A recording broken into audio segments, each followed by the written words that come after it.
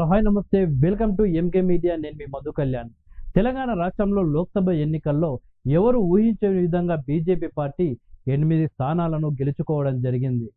ఆ పార్టీలో మరోసారి ఎంపీగా గెలిచినటువంటి కేంద్ర మంత్రి కిషన్ రెడ్డి గారికి మరోసారి కేంద్ర మంత్రిగా అవకాశం ఇచ్చారు నరేంద్ర మోడీ గారు.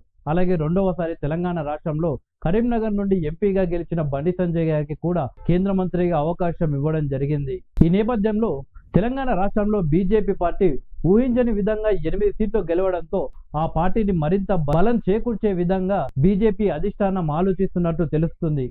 ఎప్పుడు ఎన్నికలు జరిగినా కానీ తెలంగాణ రాష్ట్రంలో గెలవాలి అని బీజేపీ పార్టీ ఆలోచిస్తుంది. ఇందులో భాగంగా ప్రస్తుత బీజేపీ అధ్యక్షుడైన కిషన్ రెడ్డి గారికి కేంద్ర మంత్రిగా బాధ్యతలు ఇవ్వడంతో రాష్ట్ర అధ్యక్ష పదవి నుండి కిషన్ రెడ్డి గారిని తప్పించి ఈటెల రాజేందర్ కి అవకాశం ఇవ్వాలి అని బీజేపీ పార్టీ ఆలోచిస్తున్నట్టు తెలుస్తుంది. తెలంగాణ రాష్ట్రంపై పట్టు, ప్రతి నియోజకవర్గంలో కూడా ఈటెలకు మంచి పట్టు ఉందని చెప్పవచ్చు.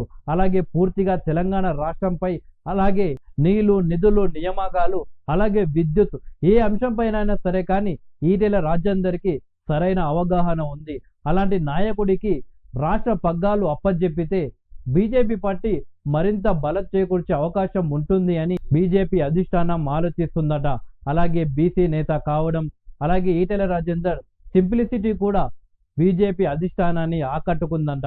అయితే తెలంగాణ రాష్ట్ర బీజేపీ అధ్యక్ష పదవి కోసం చాలా మంది నాయకులు పోటీ పడుతున్నారు. కేంద్ర మంత్రి పదవి కోసం కూడా చాలా మంది ఎంపీలు పోటీ చేసినప్పటికీ ఎప్పుడైతే బండి సంజయ్ గారు తెలంగాణ రాష్ట్ర అధ్యక్షుడిగా బాధ్యతలు తీసుకున్నారో అప్పుడే అసలు తెలంగాణలో బీజేపీ ఉందా అనే స్థానం నుండి ఇక బీజేపీ అధికారంలోకి వస్తుంది అనే స్థాయికి బండి సంజయ్ తీసుకువెళ్ళాడు.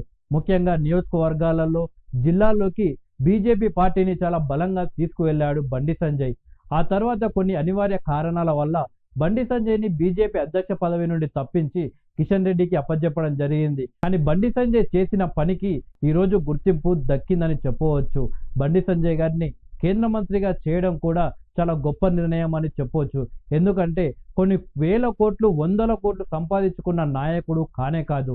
కార్పొరేటర్ నుండి ఎన్నో ఇబ్బందులు ఎదుర్కొని ఎన్నో కష్టాలు పడి కేవలం బీజేపీ పార్టీ కోసమే బ్రతికి బీజేపీని గెలిపించి ఈరోజు ఎంపీ అయ్యాడు బండి సంజయ్.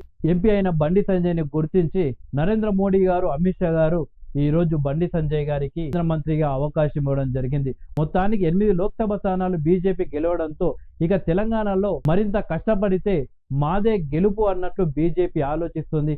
ఆ విధంగా అడుగులు ముందుకు వేస్తుంది. Thank you.